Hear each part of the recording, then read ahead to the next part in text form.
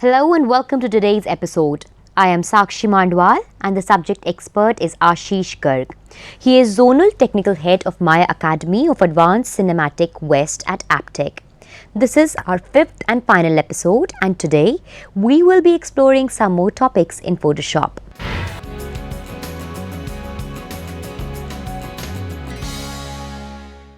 I hope you enjoyed the learning Photoshop in our fourth episode, and I am pretty much sure you all have started working on Photoshop. In our last episode, we learned about the clone tool, which we use to work on restorate the damaged images or to clone pixels to some another place.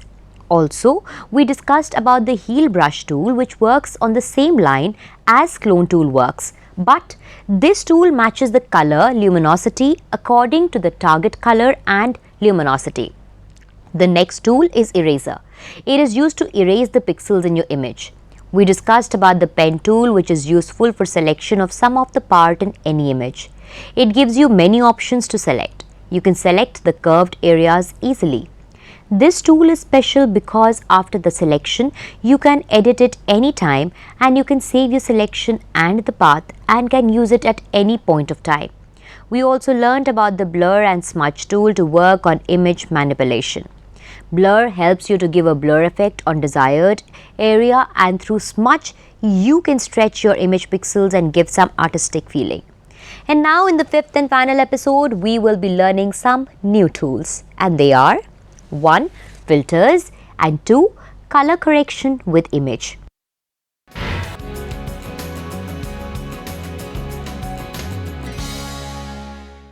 In Photoshop, filters are predefined presets, or you can say effects, which can be used to retouch or give some artistic touch, distort, sharpen or stylized effects in your images or artwork.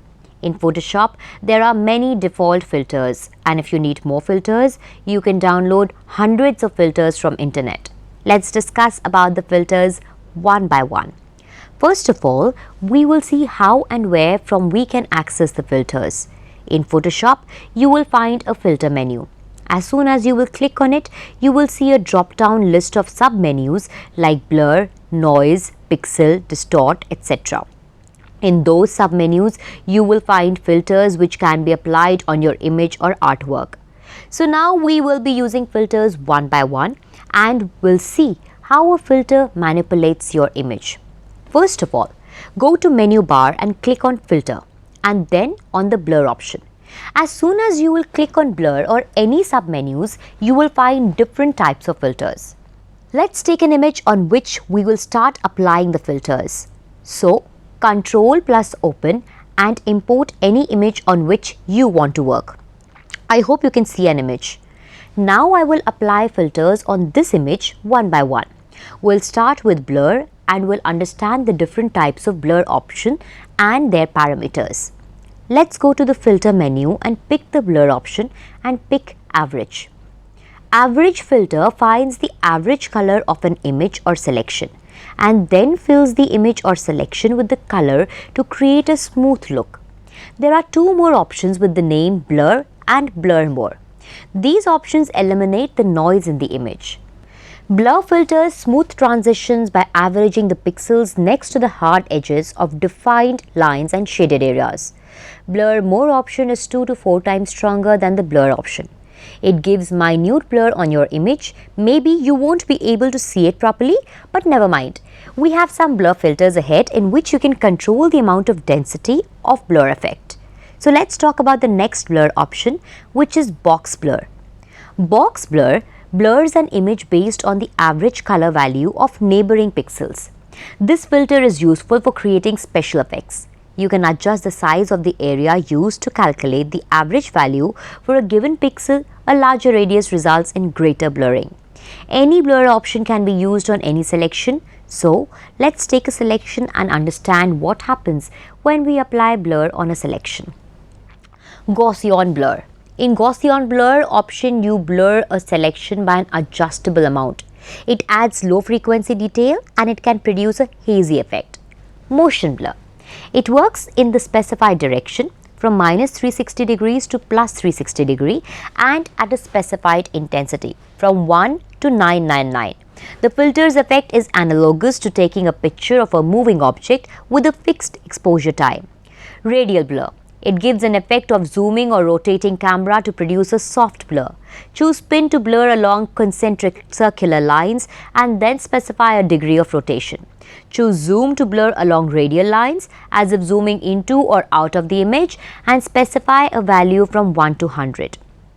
Blur quality ranges from draft for fast but grainy results or good and best for smoother results, which are indistinguishable from each other except on a large selection. Specify the origin of the blur by dragging the pattern in the blur center box. It takes some time to give the effect. Shape blur. It works on specific kernel to create the blur. Choose a kernel from the list of custom shape presets and use the radius slider to adjust its size. You can load different shape libraries by clicking the triangle and choosing from the list. In the shape blur, parameters radius determines the size of the kernel. The blur quality will depend on the kernel size. Smart blur. This filter blurs an image with precision. With the parameters of this filter, you can work on specific radius, threshold and a blur quality. The radius value determines the size of the area searched for dissimilar pixels. The threshold value determines how dissimilar the pixels must be before they are affected. You also can set a mode for the entire selection, normal or for the edges of color transitions, edge only and overlay. Where significant contrast occurs, edge only applies black and white edges and overlay edge applies white. Surface blur.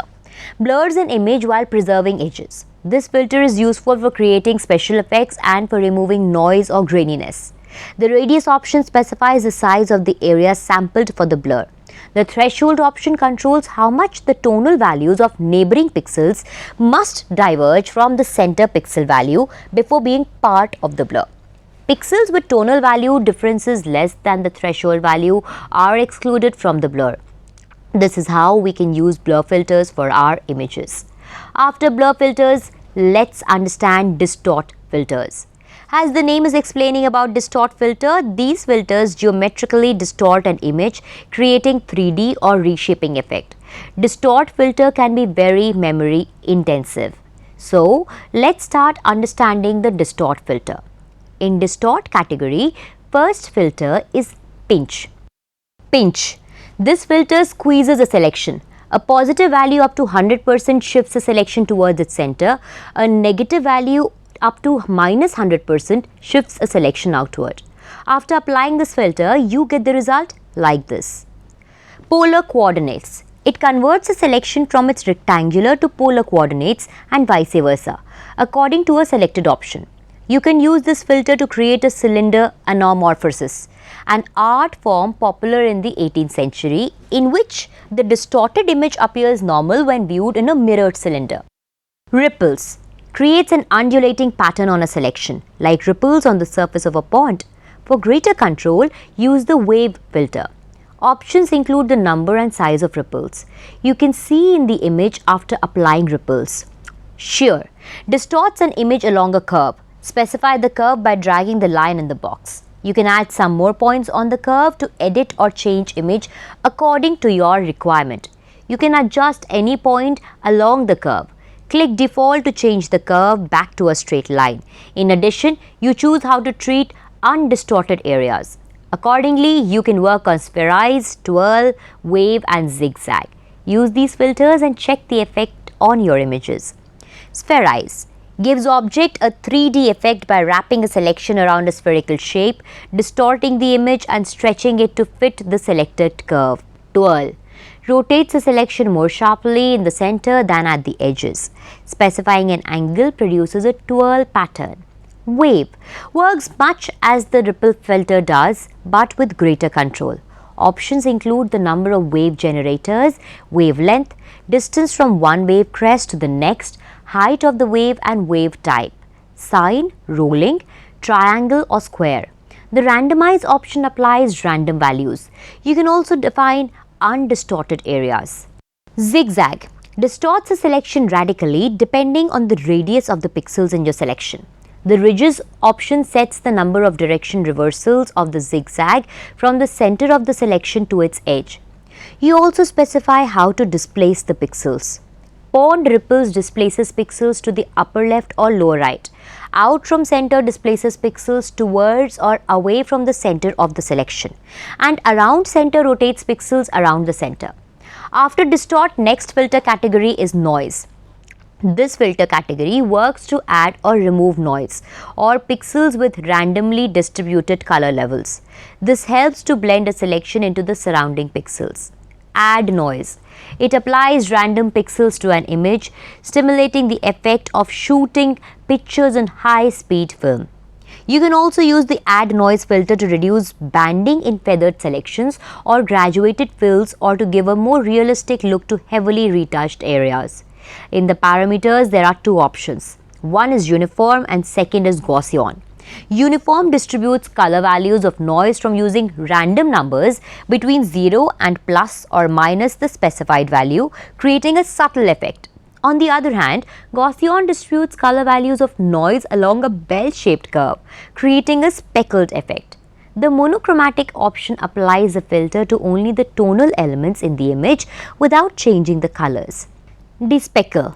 This option helps to detect the edges in an image and blur all of the selection except those edges. This blurring removes noise while preserving detail. Dust and scratches. This option reduces noise by changing dissimilar pixels. To achieve a balance between sharpening the image and hiding defects, try various combinations of radius and threshold settings, or apply the filter to selected areas in the image. Median. This filter reduces noise in an image by blending the brightness of pixels within a selection. The filter searches the radius of a pixel, selection for pixels of similar brightness, discarding pixels that differ too much from adjacent pixels, and replaces the center pixel with the median brightness value of the searched pixels. This filter is useful for eliminating or reducing the effect of motion on an image. Now let's work on pixelate filters. Color halftone. This effect stimulates the effect of using an enlarged halftone screen on each channel of the image. For each channel, the filter divides the image into rectangles and replaces each rectangle with a circle. The circle size is proportional to the brightness of the rectangle. Crystallize. This option gives you a crystal effect on your image. It clumps the pixels into a solid color in a polygon shape. You can use cell size option to adjust the crystal size. Pace it. This filter is useful to clump pixels of solid or similar colors into blocks of like color pixels. This effect gives a feel of scanned image look hand painted. Try to explore fragment, mesoting, mosaic filter. Apply them on your images and notice the effect which you get. Fragment. This option creates 4 copies of the pixels in the selection, averages them and offsets them from each other. Mesoting converts an image to a random pattern of black and white areas or of fully saturated colors in a color image. To use the filter, choose a dot pattern from the type menu in the mesotent dialog box. Mosaic clumps pixels into square blocks. The pixels in a given block are the same color and the colors of the blocks represent the colors in the selection. The next filter category is sharpen filters. Sharpen filters help to improve the blurred images and increase the contrast of adjacent pixels. The first two filters are sharpen and sharpen more. Sharpen. Sharpen filter focuses a selection and improves its clarity. Sharpen edges. Sharpen edge filter finds the areas in the image where significant color changes occur and sharpen them. The sharpen edges filter sharpens only edges while preserving the overall smoothness of the image. Sharpen more. The sharpen more filter applies a stronger sharpening effect than the sharpen filter. Smart sharpen sharpens an image by letting you set the sharpening algorithm or control the amount of sharpening that occurs in shadows and highlights. This is the recommended way to sharpen if you don't have a particular sharpening filter in mind. Unsharp marks. This filter adjusts the contrast of edge detail and produces a lighter and darker line on each side of the edge. This process emphasizes the edge and creates the illusion of a sharper image. Next category of filters is stylize. The stylized filters produce a painted or impressionistic effect on a selection by displacing pixels and by finding and heightening contrast in an image. Diffuse. Diffuse filter shuffles pixels in a selection to soften focus according to the selected option. Normal moves pixels randomly, ignoring color values. Darken only replaces light pixels with darker ones, and lighten only replaces dark pixels with lighter ones. Anisotropic shuffles pixels in the direction of the least change in color. Emboss. This filter option makes a selection appear raised or stamped by converting its fill color to grey and tracing the edges with the original fill color. Options include an embossing angle from -360° to recess the surface to +360° to raise the surface. Height and a percentage, 1% to 500% for the amount of color within the selection. To retain color and detail when embossing, use the fade command after applying the emboss filter. Extrude. This filter gives a 3D texture to a selection or layer. There are two types of extrudes you can use. One is blocks and second one is pyramids. You can handle the size of the blocks with the size option. Accordingly, you can work on find edges, solarize, tiles, trace, contour and wind. Apply the filters on your image and check what effect you get. Find edges. This filter identifies the areas of the image with significant transitions and emphasizes the edges. Like the trace counter filter, find edges outlines the edges of an image with dark lines against a white background and is useful for creating a border around an image. Solarize. This option blends a negative and a positive image, similar to exposing a photographic print briefly to light during development. Tiles. This filter is useful to make an image into a series of tiles. Number of tiles option gives the freedom to give tile number in your image. You can choose one of the following to fill the area between the tiles: the background color, the foreground color, a reverse version of the image, or an unaltered version of the image, which puts the tiles version on top of the original and reveals part of the original image underneath the tiled edges. Trace contour. This option finds the transition of major brightness areas and thinly outlines them for each color channel for an effect similar to the lines in a contour map. Wind. This option places tiny horizontal lines in the image to create a wind effect on your image. There are three types in the method option. These are wind, blast, stagger. So these were filters. As I mentioned in the start that there are hundreds of filters available online, so you can download those filters and use them for your assignments. Next topic is color correction tools.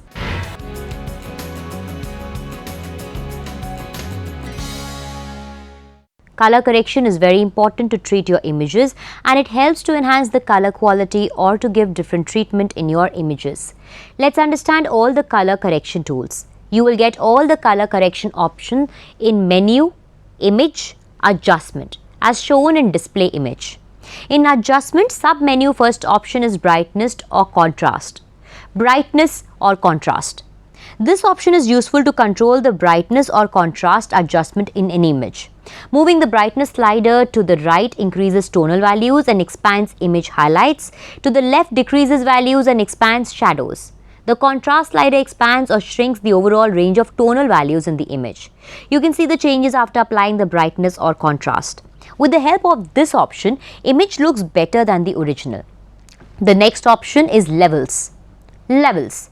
Level is one of the options in adjustment, which helps us to control the highlight, mid-tone, shadow in any image and improve the color quality. You will find some ready-made presets in level option. You can work on specific channels like red, green or blue. By selecting the red channel, it will only work on red channel. If you will select the green channel, it will only work on green part in any image. Midpoint controls the gamma adjustment. The black and white point on left and right will change the highlight and shadow respectively in an image. After changing all the three sliders, you will get this result which is better than the original image. In this option, level histogram is a visual guide for adjusting the image keytones. Curves. You can use the curves dialog box to adjust the entire tonal range of an image. The curves dialog box lets you adjust up to 14 different points throughout an image's tonal range, from shadows to highlights. The levels dialog box has only 3 adjustments: white point, black point, gamma. You can also use the curves dialog box to make precise adjustments to individual color channels in an image. The next option in this category is exposure. Exposure. The exposure is designed for making tonal adjustments to HDR images, but it also works with 8-bit and 16-bit images. Exposure works by performing calculations in a linear color space, gamma 1.0, rather than the image's current color space. Vibrance. Vibrance works to adjust the saturation so that clipping is minimized as colors approach full saturation. This setting changes the saturation of all lower saturated colors with less effect on the higher saturated colors. Vibrance also prevents skin tones from becoming oversaturated. Saturation. Saturation helps to control the saturation of all image colors equally from -100 monochrome to +100, doubles the saturation. The next option is hue, saturation and lightness. Hue, saturation and lightness. With the help of this option, we can control the HSL or grayscale to adjust individual color ranges. It has some default preset system which can be applied on your images. Apart from that, you can work in customized way on your image. Also, there is an option through which you can control the separate channel or a master channel color in a go. For example, if a red object looks too vivid and distracting, you can decrease the red's value in the nested saturation tab. By clicking the colorize option, it will give you a single color tone on overall image. Color balance. The color balance command changes the overall mixture of colors in an image for generalized color correction. By selecting the shadows, midtones or highlights, you can change the tonal range. Black and white.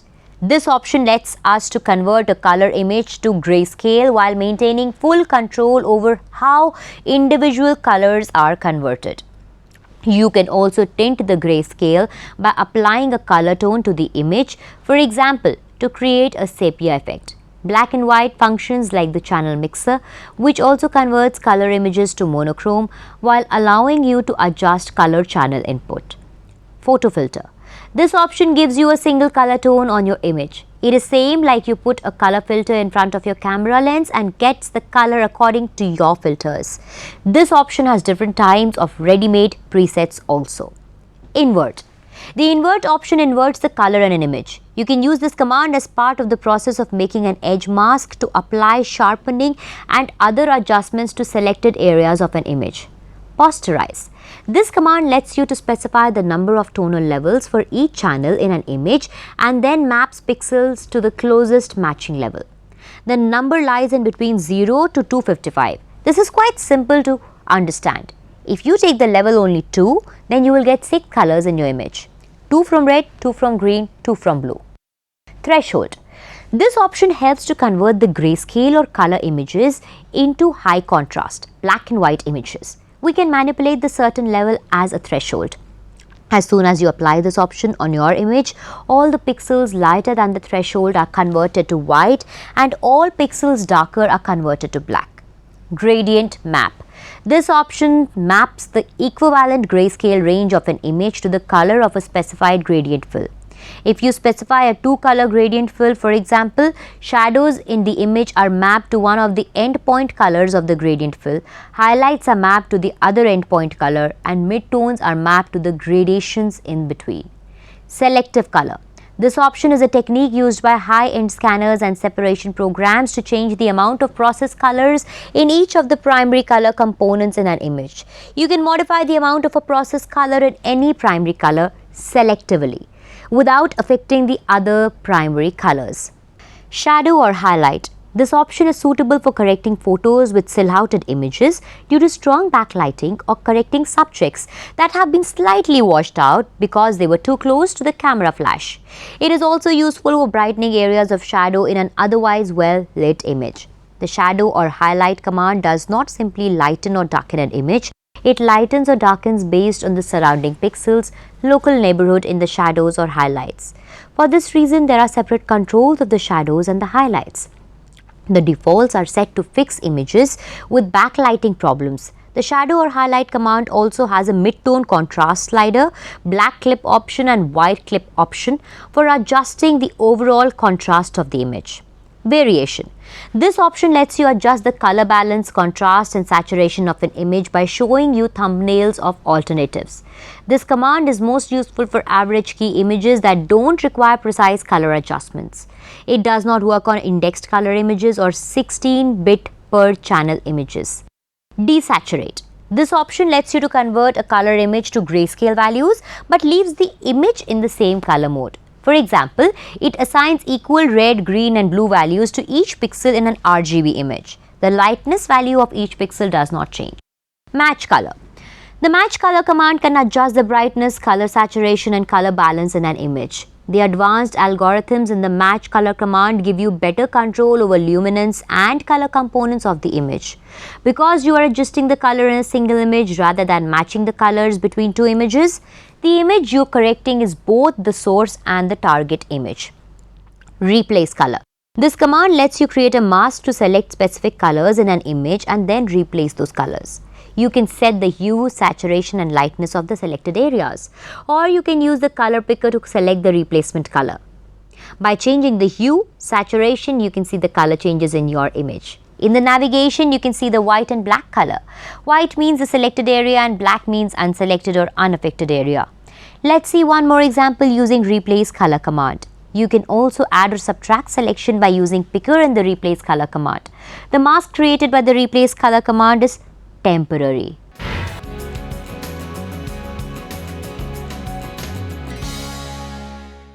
In this episode, we learned about the uses of different types of filter categories like blur, distort, stylize, sharpen, etc. Filters can be very useful while you're working on treatment on images and can be useful for making some effects by using two or more than two filters. After that, we learnt about the various images adjustment commands. In image adjustment command, we discussed about the levels, curves, hue, saturation and brightness, color balance, etc., which is useful to color correct or enhance the color quality of any image. In post-processing of photographs, all the artist works on these commands to enhance their clicks or images. This is very useful process for photographs and films. In fact, in films you will get almost same adjustment commands. To understand the color correction, one needs to have a very good knowledge of color wheel and should have a good color sense. This was a last episode of Photoshop. Photoshop is very vast software and can be explored more by practicing on it. As I have addressed this, that this is one of the popular softwares in the world and everyone should know at least Photoshop to get into the different industries. It has a vast market and almost in every place it is being used. So all the best to all of you and get in touch if there is any query regarding the software. That is all that we had for you for today. Thank you and goodbye.